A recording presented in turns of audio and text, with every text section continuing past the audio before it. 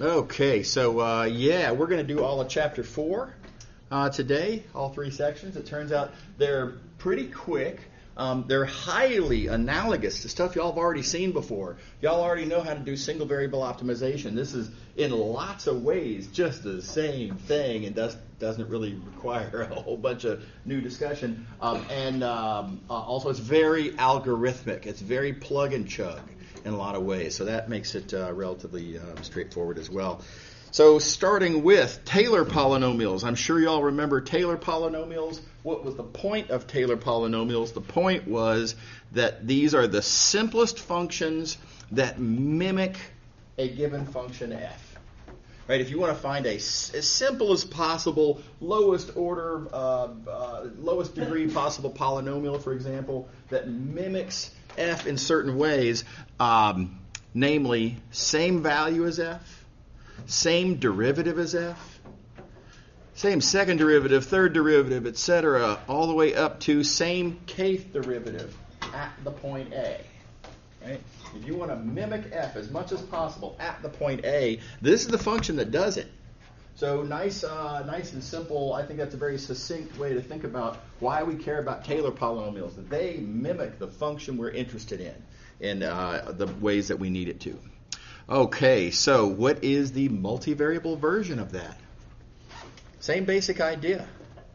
I want to find a multivariable function that has the same value as a multivariable function f at the point A. Same partial derivatives. There's a bunch of partial derivatives.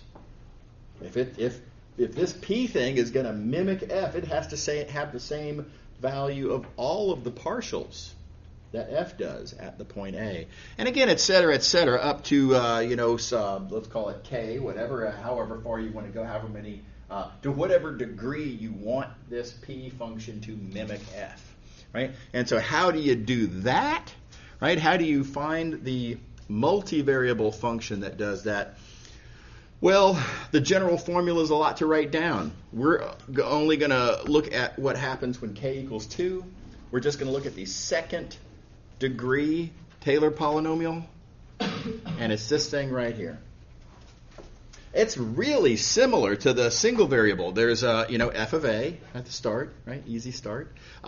There's derivative times x minus a. It's just that, okay, well, yeah, now, though, the derivative is it's a row matrix, or you might say it's a dot product with the gradient vector.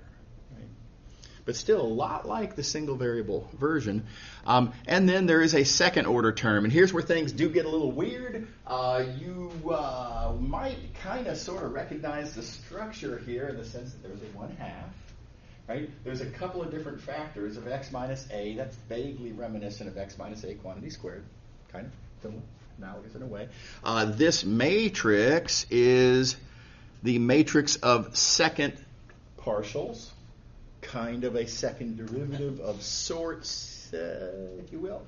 So a lot about that is similar. However, what's different is that this is not just a sort of basic expression of algebra. This is a quadratic form, right? This is a sophisticated and hard to deal with object of linear algebra, and that's the bad news. Okay. All right. So anyway, there's that. That's all I need to tell you all about section 4.1, in fact. So very computational, plug and chug. You can totally compute these. Okay. Let's talk about optimization. And I want to remind y'all, first of all, how single variable optimization works. Y'all recall that one thing I like to do is to take a particular point of view on a single variable idea that you already understand, so that we can see how the multivariable version is really kind of just the same thing, just kind of extended. So here's the take that I want to have for single variable optimization. Let me try to get this all on the screen. Of course, I can hit that button. So here we go. Single variable optimization starts with a collection of 3 conditions that, if they apply, tells you the function is in the process of increasing as you, depending on which way you're going in the domain, And if it's in the process of increasing, that couldn't possibly be the maximizer that we're looking for, or the optimizer, max or min, either one. So, right, so this is, for example, take this point right here. Looking at that point, it's in the interior, meaning I can go either way from that point. And the function's differentiable, or let's entrust the suggestion of the drawing here. Presume that that's differentiable. And notice that the slope is not 0. Looking at this picture, the way this one's drawn, at that point, if I start moving to the left, the function will literally be increasing. So this can't be the absolute maximum value of the function. It's getting bigger as you go that way. Not a maximizer. Right? So now that's a really simple-minded argument, and if we had to do this one point at a time, it would take forever and we wouldn't be able to do it. But the good news is, in fact, most of the points in the domain will automatically satisfy this. So, for example, in this case, looking at this domain, all of these points that I've just highlighted, all easily checked. They all satisfy those three conditions. And so we just eliminated the vast majority of the points in the domain. So, okay, that's good news. We know what's happening at those points, and those points are definitely not what we're looking for. The bad news, of course, there are some points where one or the other of those three conditions will fail.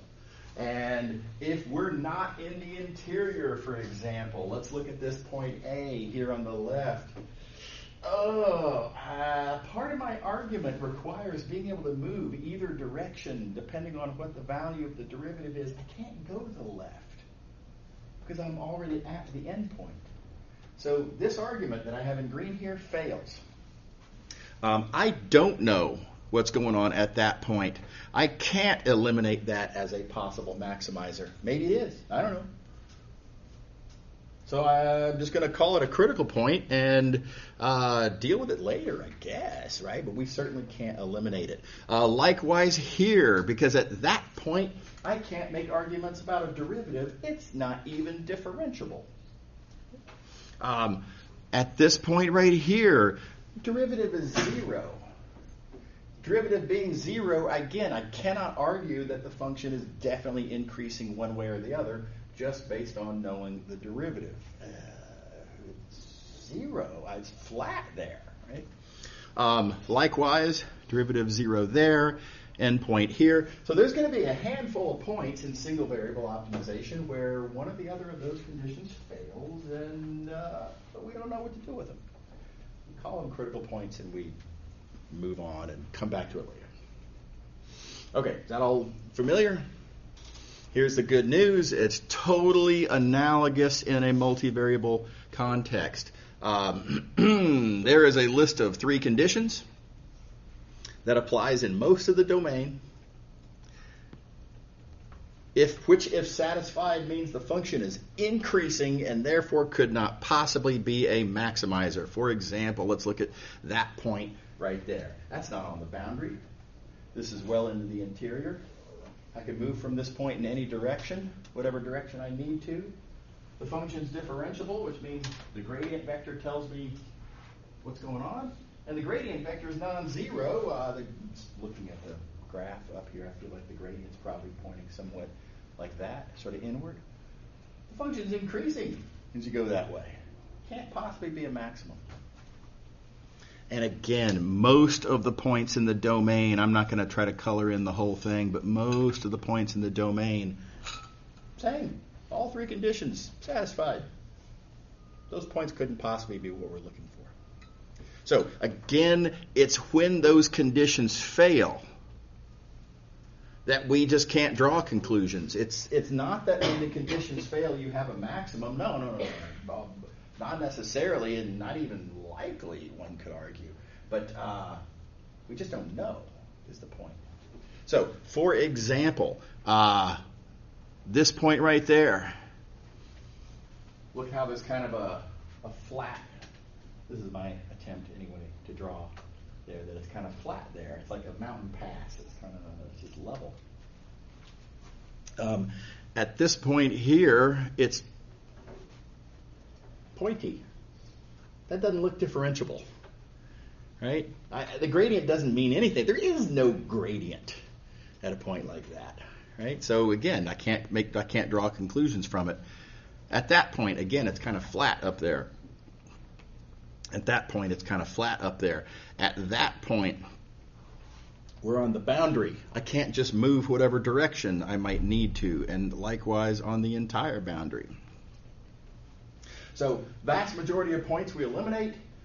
Only when one of these fails do we have to actually worry about it. Okay, so again, we call these critical points, and we move along. Now, real quick, I do want to point out just geometrically, what might critical points be telling me? It is possible, for example, as I have in this picture here, looking at this point, it's possible I'll have a local maximum. That's one of the possibilities. Also, it's possible I might have a local minimum. It is also possible that I might have something weird, like at this point. At that point there, it's one of these, it's kind of flat up there, but in this weird way where it's sort of curving downward, going in and out of the page, sort of you might say in the x-axis direction, it's sort of curving downward, but in the y-axis direction, it's sort of curving upward. We call this a saddle for dated historical reasons, because they didn't have Pringles back then, is my theory, right? I would rather call this a Pringle point. Feel free to call it a Pringle point. It's fine. So that's a possibility, and there are other possibilities weirder than that. The more dimensions you have, the more space there is for things to get weird, and having 2 dimensions for your input is just a lot more space for things to get weird than in 1 dimension. So I'm going to show you a fun another example, and that's the monkey saddle. I think is also funny. So here's a nice little monkey sitting on a surface, and notice it's kind of sloped downward for his right leg, and it's sort of sloped downward on the other side for his left leg, like a saddle should be, right? Like a human saddle. But this has a little an additional downward slope where his tail needs to hang down, right? So that's the idea. That's why they call it a monkey saddle. It is not like the simple saddle that kind of goes upward in 2 directions and downward in 2 directions. This is upward in 3 directions and downward in 3 directions. That's a qualitatively different kind of a shape. There is no single variable calculus version of this, right? So that's one of the possibilities. Here's another one. I would call this an insect saddle, right? Because it's 6 up, 6 down, right? A lot of legs could be made comfortable by that shape. Okay. All right. Okay. Let's see here. Moving along. See an example. Let's think about this function right here. Let's find all the critical points. That function is defined everywhere in all of R2. And because it's defined on all of R2, every point is in the interior because R2 does not have a boundary. R2 never ends, right? There is no border, if you will. So we don't get any critical points from thinking about the boundary. All right. Next, this function is a polynomial, and polynomials are differentiable, so we don't have any problems with differentiability. So now notice we've checked at this point 2 of the conditions, right? If we were going to look for critical points, step 1 is to look for boundary points. There weren't any. Step 2 is to look for differentiability failures. There aren't any. Okay, and then the last thing to do, look for where the gradient is 0. So we will take this function here, compute its gradient. You get that. You set it equal to 0. Sound familiar, by the way, just like in single variable calculus, right? And so, all right, well, this equation tells us what x can be, and this equation tells us what y can be. And so then all together, my critical points, where the gradient is 0, are these 2 points right here. Everybody happy with that? Okay. All right, nice, easy example. One quick thing to say about this before we go on. A lot of students make the mistake of thinking, okay, there were 3 things to check here, and this is the one that gave me actual critical points, and so this must be the one that matters. A lot of students mistakenly figure then that I didn't need to do that because it didn't give rise to critical points, and that is not true. We are doing a process of elimination. If you're going to do a process of elimination, you have to actually check all the possibilities, right? So this is part of what makes the reasoning work, right? So very importantly, you've heard me say it a million times, it's about the reasoning, not the answer at the bottom of the page. So if you skip those, then your reasoning has a gap in it. So that'll, cost you a little bit. Now here's the good news. These 2 conditions are usually really easy to write down. I don't want to oversimplify, but very often the function you're looking at is defined everywhere. There is no boundary, no problem. Very often the function is differentiable everywhere, no problem. Just a quick little note, boom, and you're earning points. So again, don't think of this as a liability. Think of this as easy money, right? You get free points, right, just by making sure that you actually document, however briefly, your analysis of those, of all 3 conditions, let's say it like that. Okay.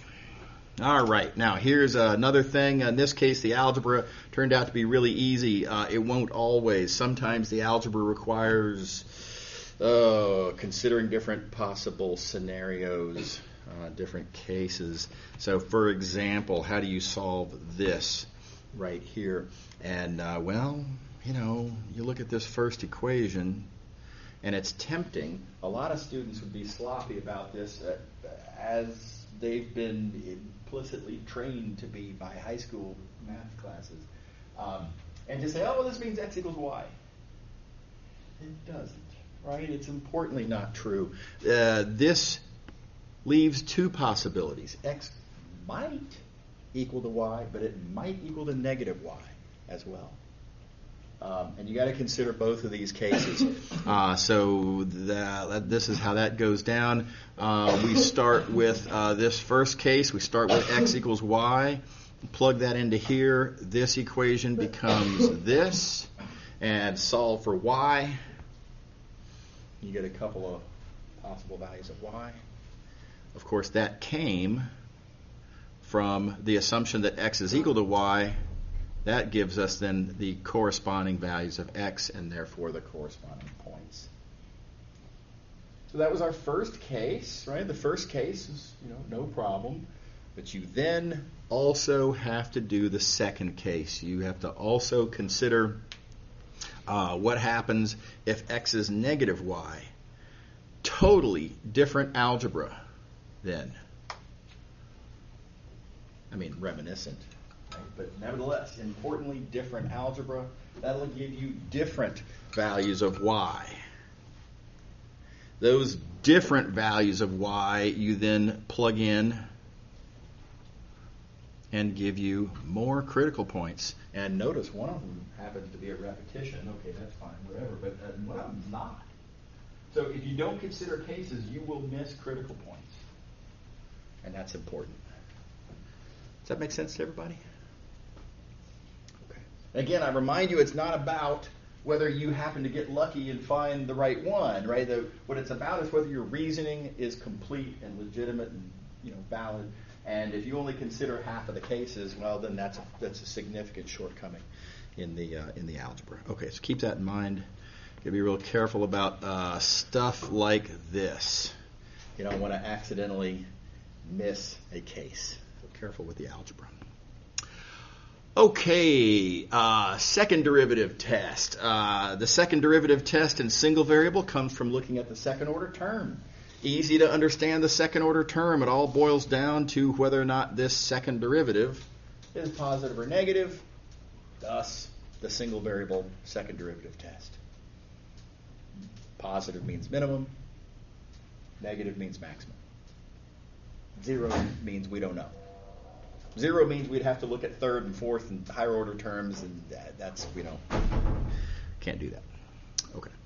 All right, so here's our multivariable Taylor polynomial. Here is our second order term, as we previously discussed. That's what the second order term looks like. Now, so that is what I need to decide.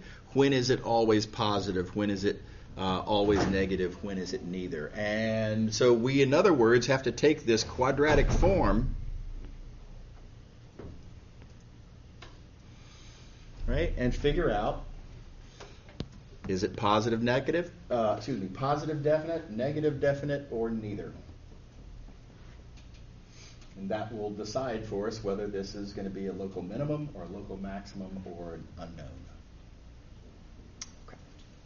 All right. So the linear algebra on this is not what this course is about, but y'all do know linear algebra. I know it's been a while, right? If you're curious, this is hitting some highlights of reasoning that you can use to confirm what I'm about to show y'all. You don't have to do that, but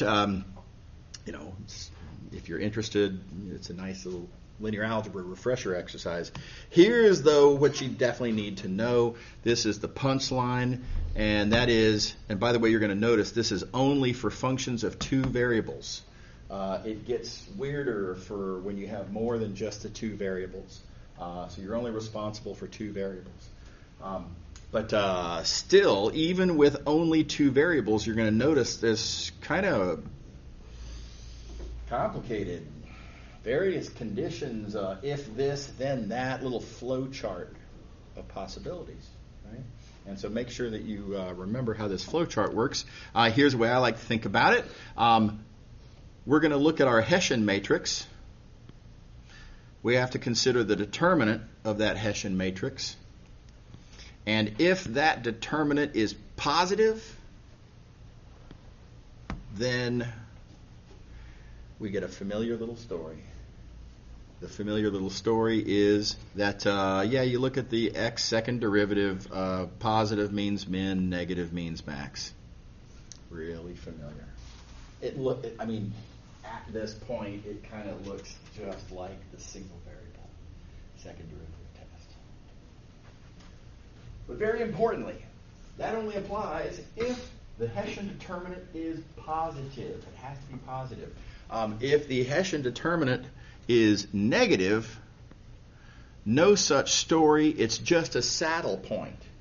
Some sort of saddle point. I don't know what kind of saddle. It could be a monkey saddle. It could be a real saddle. Who knows? But negative means saddle point. And in this case, if the Hessian determinant is negative, it doesn't really matter what fx is. It doesn't matter at all. Negative Hessian determinant, saddle point. And then just like with the regular second derivative test, sometimes the test just fails. And that's what happens when the Hessian determinant is 0. It's just indeterminate. It could go either way. We just don't know. Okay. All right. So let's apply this. Let's see here. I'm going to do like that. I'm going to try to get this all on the page here. And recall this example that we looked at before. We found a couple of critical points. Let's classify those critical points. Okay. Let's see here. Starting with that one. Let's see here. Notice, by the way, we're going to need the Hessian determinant. I can compute without too much trouble here. There it is. The Hessian determinant 12x. Make sure you can do that calculation, of course. That's just computing various derivatives, assembling the matrix, taking the determinant. Okay, make sure you can do that. So that being the case, having as we do this Hessian determinant, we plug in our point, and it's negative. And that means saddle point. Nice and simple. Everybody on board? All right. Okay, let's see. Next, let's look at this other point. We'll look at 1, 0, that point. You plug in. Let's see what the Hessian determinant is. The Hessian determinant is positive. Positive means I've got to consider further. In particular, I'm going to need to look at the x second partial, or the xx second partial.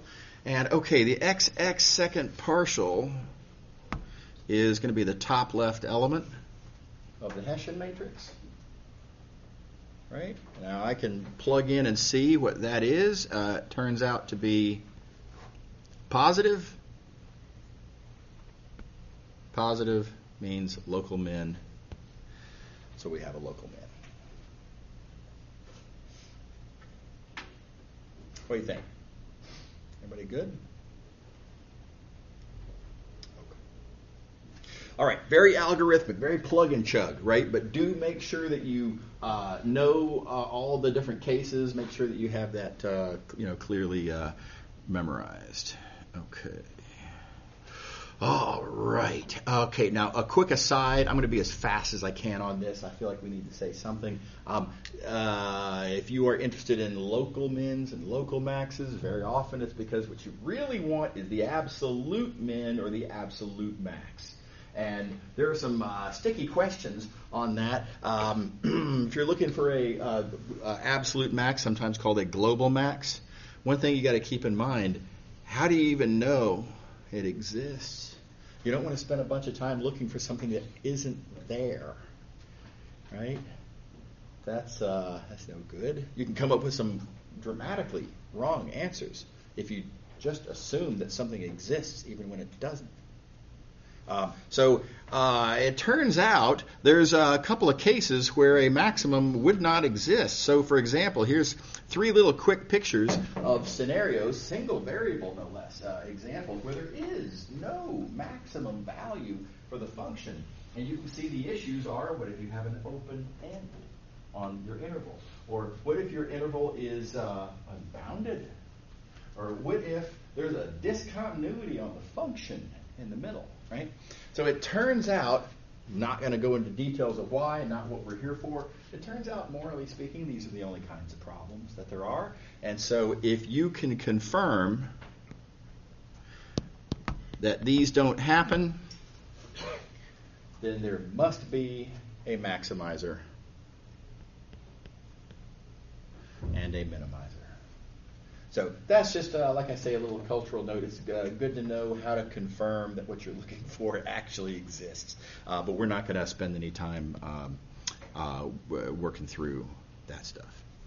Okay, you're not responsible for that.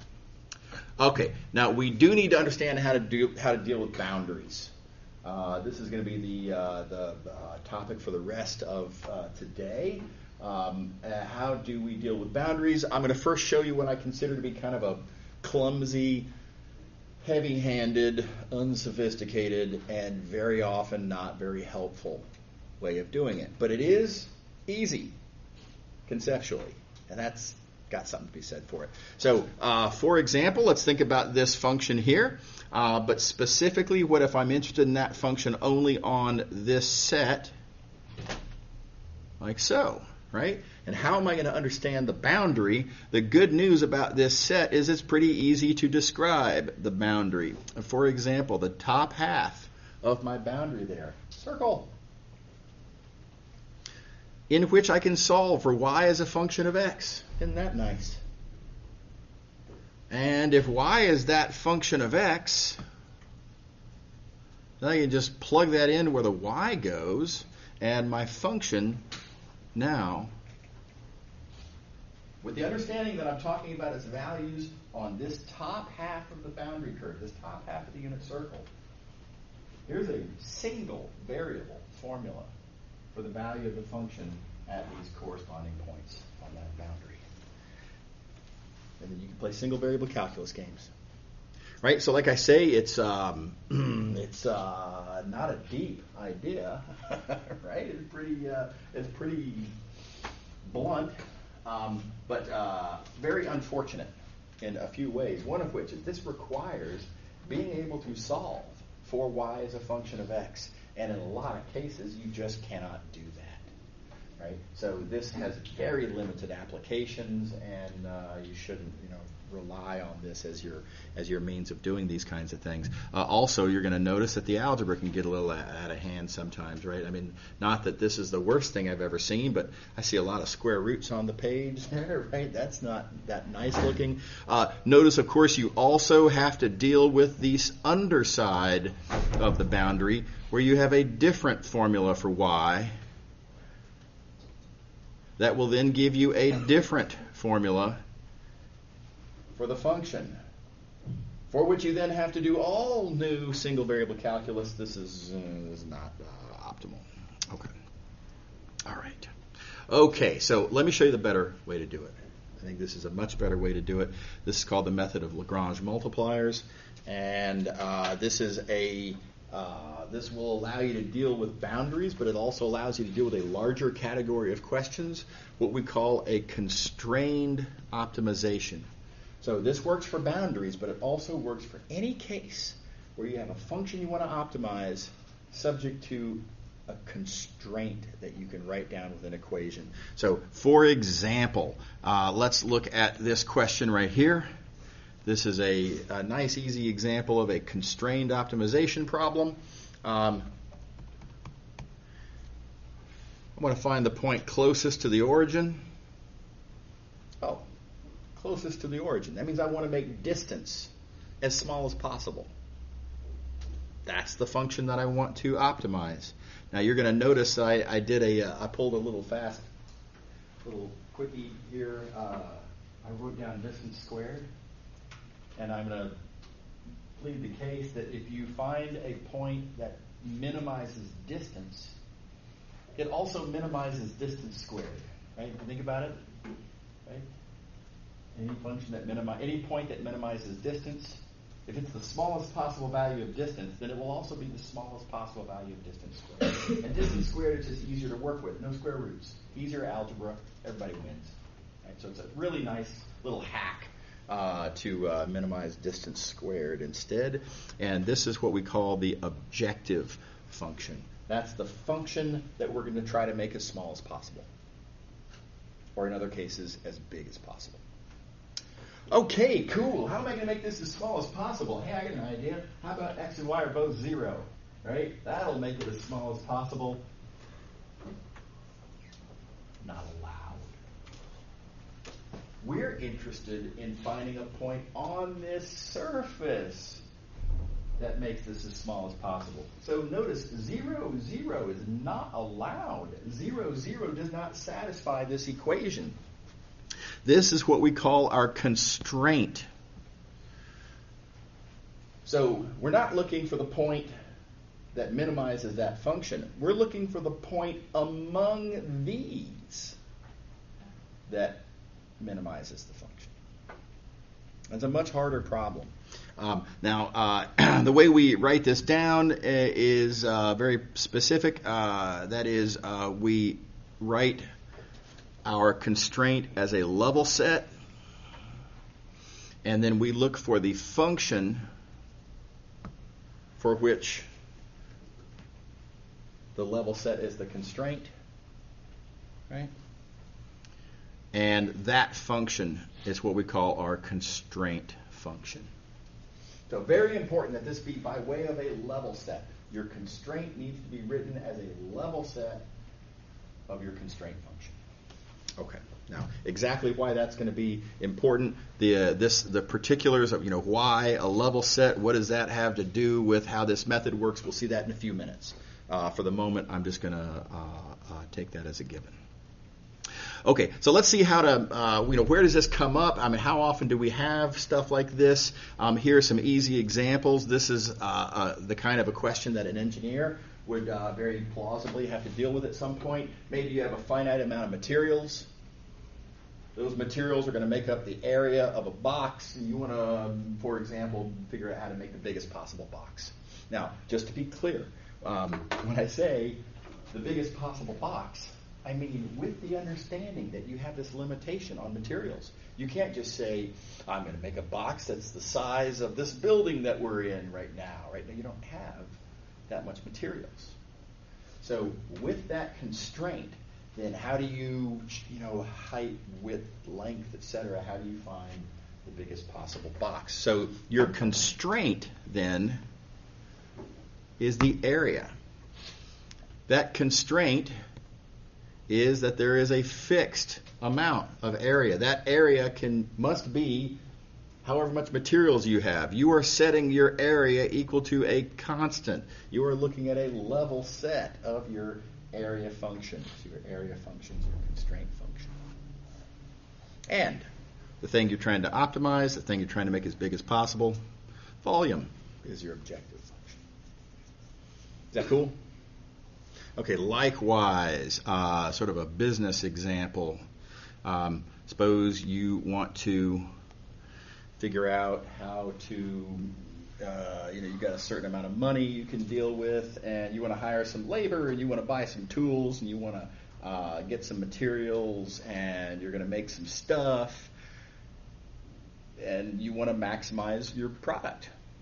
Right? You don't want to overbuy on labor, right? And then you don't have enough tools or materials, and there's a bunch of people sitting around not making stuff, right? And likewise, you don't want to have too few people working and all these tools and all these materials, and there's not enough people to make it run, right? So how do you take a limited budget and maximize your productivity? Well, your budget is your constraint because your budget is limited, therefore fixed. Therefore, that's what you're looking at a level set of. And what are we trying to maximize? Well, we're trying to maximize productivity, so that's our objective function. Okay, so the world is full of constrained optimization problems, right? Reality is that typically we're constrained by something. Okay.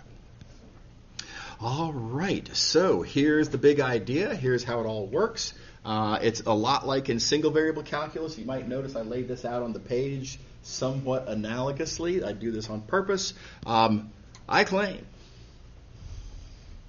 there's a bunch of points on our surface that satisfy all three of these conditions. Most of the points on our constraint set, whatever it is, of our surface we're dealing with, most of the points will satisfy these conditions in most cases. In which case, I claim the function is increasing as you move in some direction, and therefore it can't possibly be a maximizer. So the fact that most points satisfy these constraints allows me to eliminate most of my candidates right away. Now let me try to persuade you why does this mean that the function's increasing. Well, differentiability means that I can talk about the gradients and they tell me useful stuff. The constraint gradient being non-zero means it points in a direction, and of course gradients point perpendicular to level sets. And by the way, that's why we like to view our constraint as a level set, so that we can make that exact little argument there. And now notice that my objective gradient has to point off of that axis. And now think about the geometry here. If your gradient is pointing in the direction perpendicular to the surface, and if the objective gradient must point off of that direction, then that means it has a shadow down here. And if you just go in that direction, your directional derivative is going to be positive. That means the function's increasing as you go that way. And if the function's increasing, that's not the maximizer we're looking for. Everybody follow that reasoning? Okay. So just like with single variable calculus, let's see here. Just like with single variable calculus, there are going to be a few cases where points will fail one of these conditions. If one of those relevant functions is not differentiable. Our argument crashes and burns. We have no argument. We can't eliminate it. It might be a maximum. Who knows? We call it a critical point.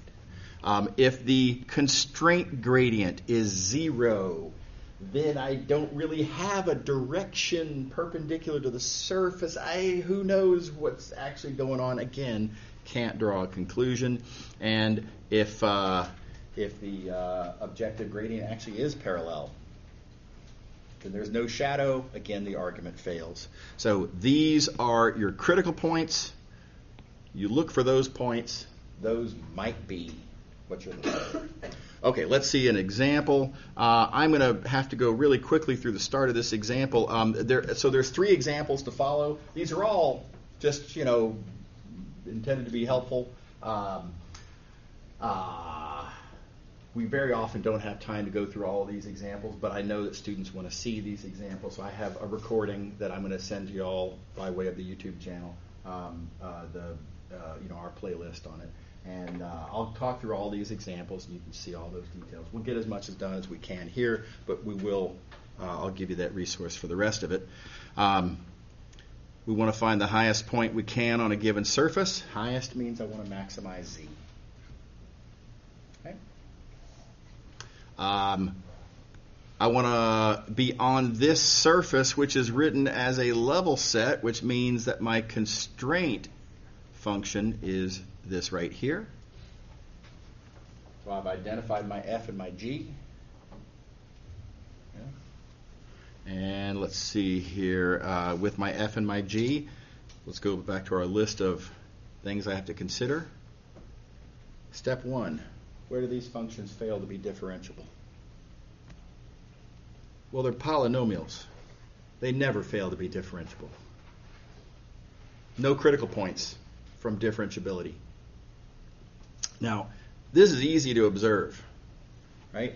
I just say right here, they're both differentiable. It took me 3 seconds to write that down. This is probably worth a point, right? So please take the time to do that. Again, a lot of students kind of blow off the little, the finer points, figuring I want to get down to where I'm going to get an actual something.